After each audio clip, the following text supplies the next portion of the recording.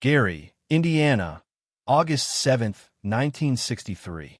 The modest living room of the small house at 2300 Jackson Street was filled with an unusual energy that evening. The family's cherished record player sat in the corner, temporarily silent, while Joseph Jackson, a steel mill worker by day and aspiring musician by night, carefully arranged a collection of equipment borrowed from his band, the Falcons.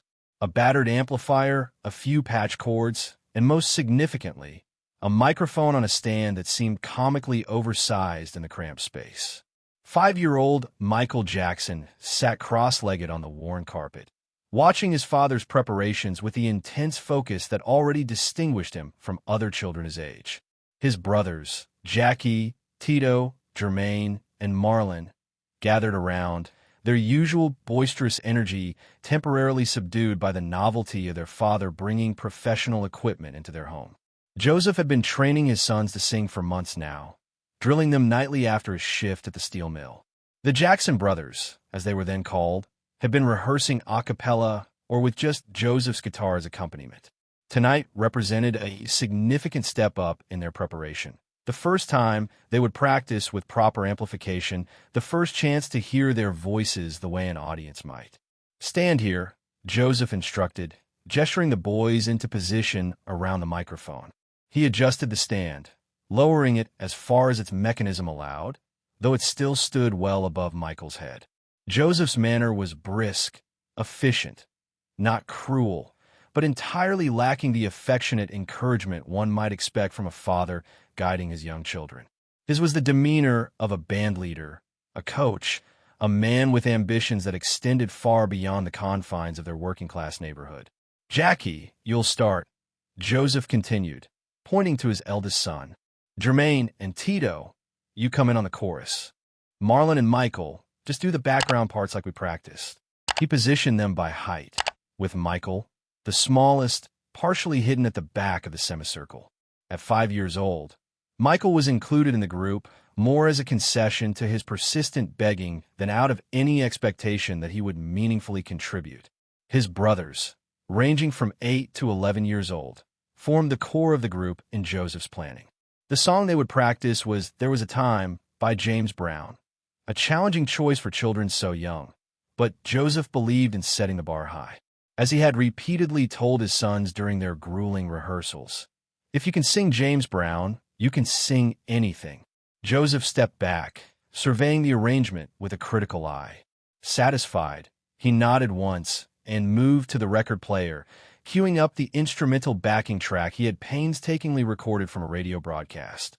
"Remember," he said, his voice taking on the stern tone his sons knew better than to question, "this is how real singers do it. No playing around." He started the track, and Jackie stepped forward slightly, leaning up toward the microphone as the introduction played. His young voice, already showing promise, carried the opening verse with admirable confidence. When Jermaine and Tito joined for the chorus, the blend was rough but recognizable. 3 young boys finding their way through the complex rhythms of soul music. Michael and Marlon swayed in the background, contributing occasional phrases, their voices largely lost beneath their older brothers. As a second verse began, something unexpected happened. Jackie's adolescent voice cracked on a high note, a common occurrence as he navigated the unpredictable waters of puberty. He recovered quickly, but in that brief moment of vocal uncertainty, another voice instinctively filled the gap, clear, pure, and startlingly powerful. Michael, responding to some innate musical instinct, had stepped forward and sung the phrase his brother had struggled with. The suddenness of it surprised even Michael himself. He immediately stepped back, eyes wide, looking to his father for signs of displeasure at the unauthorized vocal contribution. Joseph's face registered surprise, then something rarely seen during these sessions: interest. He held up a hand, signaling for the music to stop. "Michael," he said, his tone more curious than commanding, "do you know all the words?" Michael nodded solemnly, his large eyes serious in his small face. Of course he knew the words. He had been absorbing every note, every lyric, every vocal inflection during their rehearsals with the total concentration that would later become legendary. Step forward, Joseph instructed. Jackie, let your brother try. There was no resentment in Jackie's face as he moved aside, only curiosity about what his baby brother might do. Even at 11, Jackie recognized that there was something different about Michael's relationship to music, something none of the rest of them fully understood. Joseph adjusted the microphone stand, lowering it as far as it would go, but it still stood well above Michael's eye level. Without being asked, Tito dragged over a small wooden stool from the corner of the room, placing it in front of the microphone. Michael climbed onto it, now at perfect height with the microphone, his small hands gripping the sides of the stool for balance. From the top, Joseph said, restarting the backing track. The introduction played, those distinctive horn hits and driving rhythm, setting the foundation for one of soul music's most demanding vocal performances. And then Michael began to sing.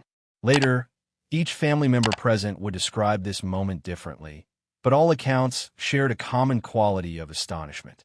The voice that emerged from 5-year-old Michael bore no relation to his speaking voice, no connection to what one would expect from a kindergarten-age child.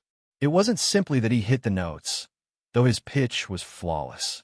It wasn't merely that he remembered all the words, though his recall was perfect.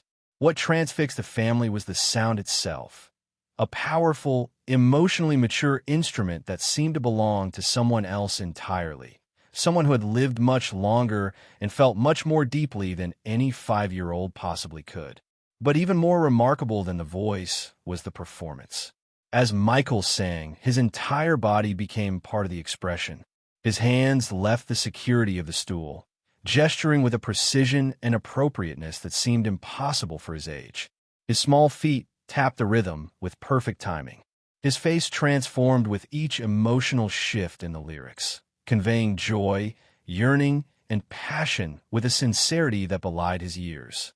Joseph's typical stern expression gave way to something rarely seen during these sessions: pure, unguarded amazement. Catherine, who had been watching quietly from the kitchen doorway, brought her hand to her mouth, tears forming in her eyes. The older brothers exchanged glances of bewilderment and dawning recognition that something extraordinary was happening in their modest living room. As the song reached its emotional peak, Michael's voice soared, taking on the gritty power of James Brown himself, yet somehow maintaining the pure, bell-like quality unique to his young instrument. His right hand extended upward in a gesture he had seen Brown use in performances on television. Not a childish imitation, but a somehow authentic expression of the music's ascending emotion.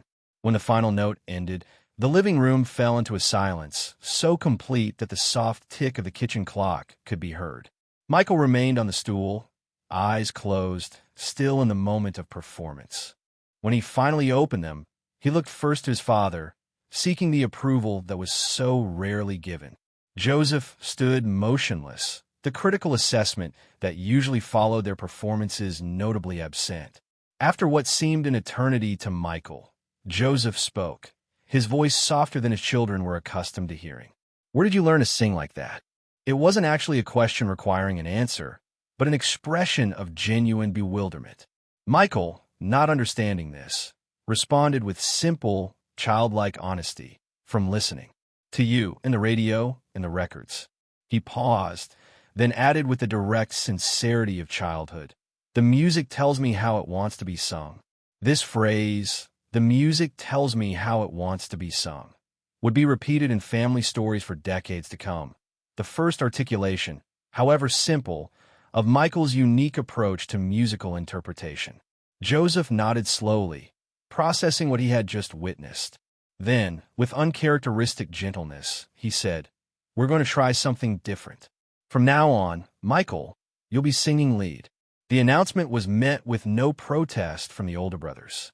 Even at their young ages, they recognized what they had just witnessed. Not merely a good performance by their baby brother, but the emergence of something that transcended ordinary talent.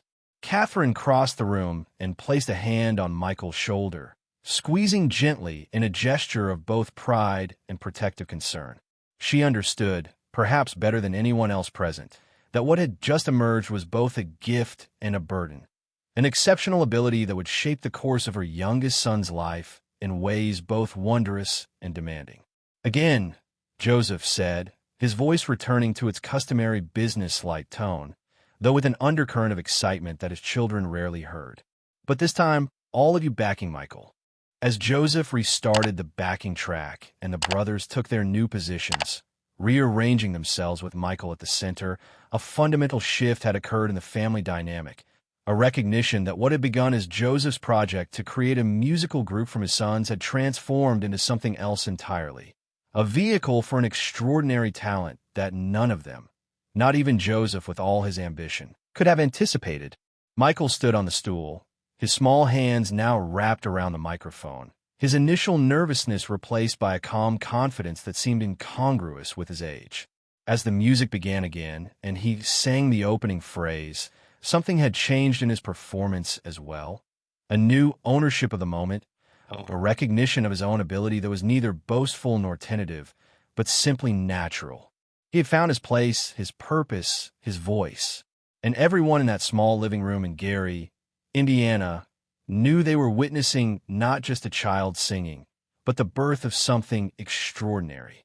If this story moves you, don't forget to like this video and subscribe to the channel for more moments that define the king of pop's extraordinary journey. Word of Michael's remarkable ability spread quickly through the extended Jackson family and beyond. Joseph, recognizing that what had emerged in his living room was no ordinary children's musical act, intensified the group's rehearsal schedule. The wooden stool became Michael's regular performance spot, a humble throne for the group's new focal point. Within weeks, the Jackson brothers had been renamed the Jackson Five, reflecting both their number and the reorganization around 5-year-old Michael as the lead vocalist. Their first public performance with this new arrangement came just 3 weeks after that pivotal night, at a local talent show held at Roosevelt High School. The contrast between Michael's physical stature and his vocal power created an immediate sensation. The sight of a kindergarten-age child standing on a stool to reach the microphone initially prompted indulgent smiles from the audience. Those smiles transformed to expressions of shock and then wonder as Michael began to sing, his voice filling the auditorium with a maturity and emotional depth that seemed impossible from such a small performer. They won the talent show handily. The judges' decision unanimous despite the competition, including performers twice and 3 times Michael's age. One judge, a local radio DJ, approached Joseph afterward, business card extended. "I've been in this business 20 years, he said, his expression still registering disbelief. "And I've never heard anything like your boy. Never. He's not just good for his age. He's extraordinary by any standard." Local talent shows led to regional competitions, which led to performances at increasingly prestigious venues. Always, the pattern was the same. Initial skepticism at the sight of such a young lead singer, followed by astonishment when Michael began to perform.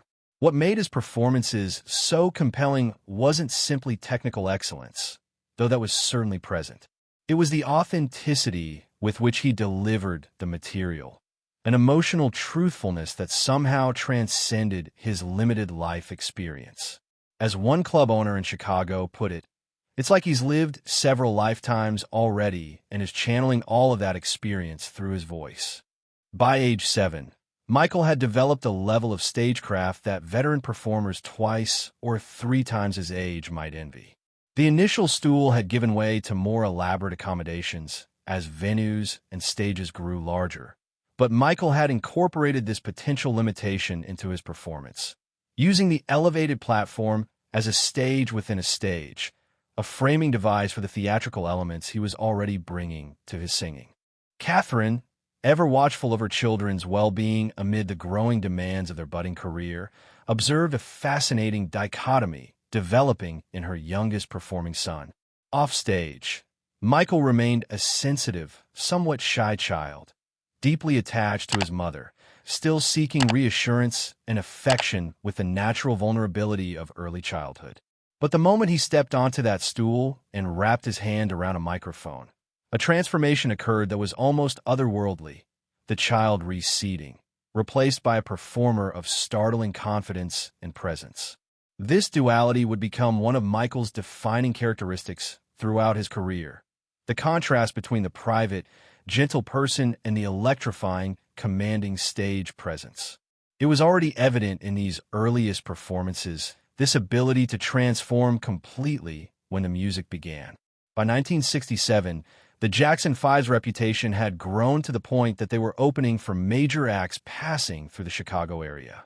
It was at one such performance, opening for Gladys Knight and the Pips at the Regal Theater, that they caught the attention of Motown founder Berry Gordy. Knight herself, impressed by what she had witnessed, encouraged Gordy to give the group an audition. The rest, as they say, is history. The successful Motown audition, the move to California, the string of #1 hits, and the launch of what would become one of the most successful and influential careers in entertainment history. But those who had been present on that August night in 1963, who had witnessed 5-year-old Michael Jackson climb onto a wooden stool, wrap his small hands around a microphone for the first time, and release a voice that seemed to come from somewhere beyond his years and experience, those people knew they had witnessed something beyond mere talent or precocity. They had been present at a moment of pure artistic emergence, when a gift of such magnitude revealed itself that it would ultimately touch millions of lives and reshape the very landscape of popular music. Years later, when Michael Jackson had become the biggest star in the world, when the wooden stool had been replaced by the most elaborate stages technology could create, when the borrowed microphone had given way to custom-designed audio equipment, the essence of what had emerged in that modest living room remained unchanged. The total transformation that occurred when Michael Jackson held a microphone and allowed music to flow through him. In rare, reflective interviews, Michael occasionally spoke about that first experience, about the moment when he discovered not just that he could sing, but that singing transformed him into something beyond his ordinary self. The microphone was like a key, he once explained, his voice soft with a memory. It unlocked something in me that I didn't know was there until that moment, but that has been with me ever since. When I hold a microphone, I'm home. It's where I was always meant to be.